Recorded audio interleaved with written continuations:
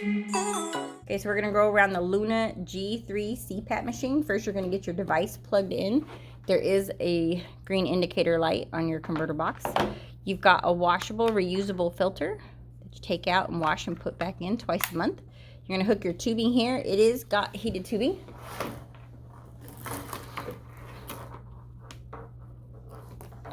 Plug the tube in, and then you've got your pigtail that has a little diagonal corner that has to go on the bottom right.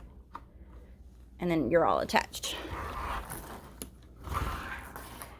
Your water chamber hops on and off by pushing down from above, and you can take the whole tank out. SD cards are hidden under here. So you can pull that out and take it with them to the doctor.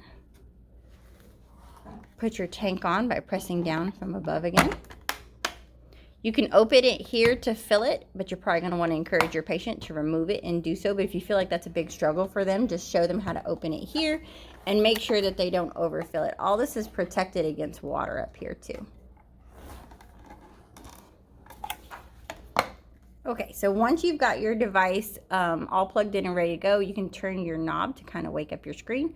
This particular machine has the built-in cellular monitor. So if you see the little blue bars over here, you know that it's cellular. If there's no bars over here, it could still have a modem, but it would be Wi-Fi.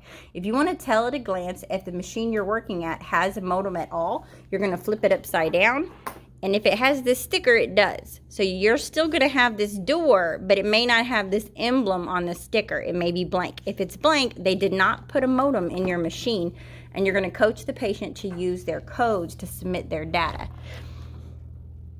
Okay, so just walking through the rest of the screen, there's our SD card, what our moisture is currently setting on, and we are using heated tubing. You've got your date and time up here. Patient's prescription runs down across the bottom, and then all their accessories run across the top. If you're trying to set the device, you're going to toggle over to settings, and you're going to hold both these buttons to unlock the machine.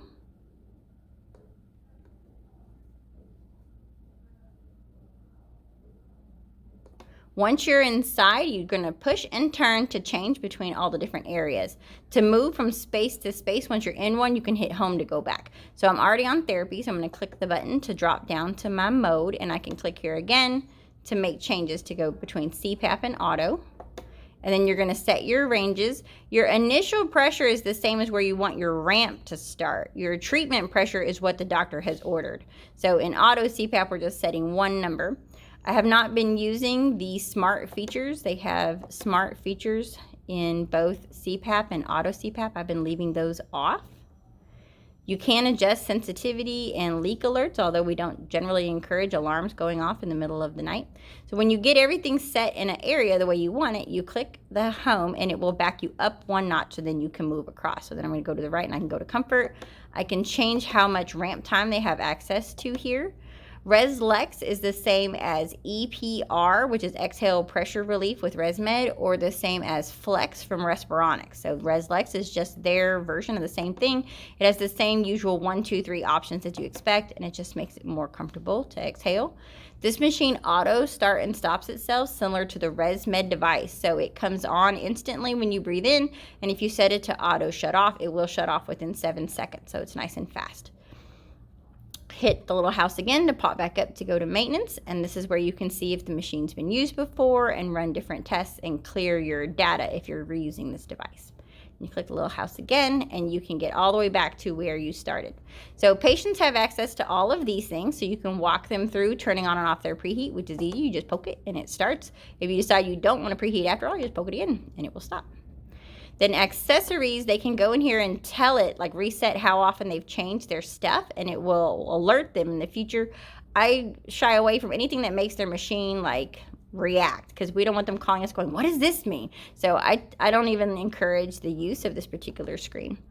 In the mask area, you're going to want to tell it what type of mask they ended up getting. Is it a full face, a nasal, a pillow? And once you've got that programmed in, it'll make their leak much more accurate. Here's the mask fit test that we're kind of used to, so they can still run the same test that you can do with other devices. So it gives them a thumbs up, everything's fitting great, and they can stop the test whenever they're ready. It is going to blow way up on like a 10, just like ResMed does, so be careful. Do not blow your rookies' heads off. If they're set to start on 5, you may not want to do a test drive on 10 in the office. The reporting area is where we can get their I-codes. So this first area is just for them to see their data if they're curious, so they can scroll through these top labels and decide how long they want to look at a cumulative history of how they've been doing. And then the I-code QR, this is where they scan their codes to us. So when you click on it, for some reason it defaults to that one that doesn't work, QR. So you do have to encourage the patient to toggle over to QR+. Of course, with this one, they happen to get a cellular monitor, so we won't have to go through all this. If they were Wi-Fi, you wouldn't have to go through all this either. So I-code down here is for those patients who cannot use a cell phone and did not get a monitor with their device. They can easily scroll through these codes and give us our 30 and 90-day codes right over the phone. Remember, we do not get leak. If we do a QR or I-code, we do not get leak on our reports. So it's nice to get an SD card download once in a while either way. Down here in settings is where the patients can also choose to adjust their different moisture settings. The delay is much like cool down from ResMed. So if you've ever seen ResMed with a blinky snowflake, that's how you get it on here. The thing I've noticed about the delay on some of these Luna machines is it stays on the screen for a long time and they can't necessarily go scan their codes while it's cooling. So I have not been turning that on because it can get in the way of them scanning their codes. Now this particular patient has a cellular modem, so you might as well turn their delay on because they don't have to do anything. Their device transmits so they can enjoy that cool down, freshening up their machine in between uses. It is awful bright, so I do like to turn the brightness down a little bit. And then down here, you'll notice it's jumping over Wi-Fi. That's because this particular one's cellular. If it has a Wi-Fi modem, it'll stop there, and you're going to want to coach the patient through connecting their Wi-Fi when they get home in that location. So they'll get on Wi-Fi, they'll poke it, they'll find their own Wi-Fi on the list by turning and pushing.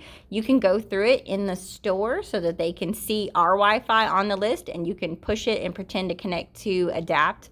And then once it pops up for the password, you can show them the keyboard and how they would negotiate that. And then you just back out with your home button. So once your settings are programmed, you can see them running across the screen down here. When you start the machine, it does say starting in the corner. Everything switches and all your pressures become at the top and all your settings are now at the bottom. All these things can be changed in the settings area, but you can also change them on the fly while the patient's using the device. So for humidifier, for example, you can go all the way down to nothing, or you can go all the way up to auto. If you put it in auto and you click that, it's going to automatically adjust your heated tubing to be in auto as well. And then you can see right now I've got a 10-minute ramp time set on this patient. You're going to push the button to turn it back off. With the BiPAP version of this machine, you do have to hold this button down for 3 seconds to make it stop. You can't just tap it. It does pop up a cute little symbol if they're doing a great job. They're trying to get that same kind of arbitrary ResMed 100 points. So the higher their night goes, the more points they will get. But it doesn't really break them down for them like the other app does. So I just tell them to try to get a good score. I don't try to explain what's contained inside those points because I don't even know that's exactly the same as ResMed's algorithm. Everything goes dark, just leave your white light on top, which I think we're kind of used to a green light sitting on top when the device is not in use, but this one actually goes completely dark when you leave it setting for a while. If a patient comes in with a problem downloading their SD card and you need to put a new SD card in it, one of the things we've learned from the manufacturer is it only syncs with the data card when you first plug it in. So you're going to take this old card out, you'll put the new card you want to new in with the machine unplugged, and then when you plug it back in, it's going to write all the card to the data fresh. So you just have to make sure you do everything in the right order, or it will not write anything to that new card. They did say it's pretty instant. It only takes about a minute. So where other devices, we leave them in for 5-10 minutes before it writes everything, they did tell me it was pretty quick. Pressures on this machine can be changed on the little app that they have, which I have directions for if you're going to do pressure changes on the card. Most of the time with these devices, we encourage the patient to come in and have the pressure just changed directly on the machine. With the cellular being attached on this particular one, we should be able to change it right on I-code. So we're going to go learn how to put patients into I-code and download their cards and upload their codes over on that website.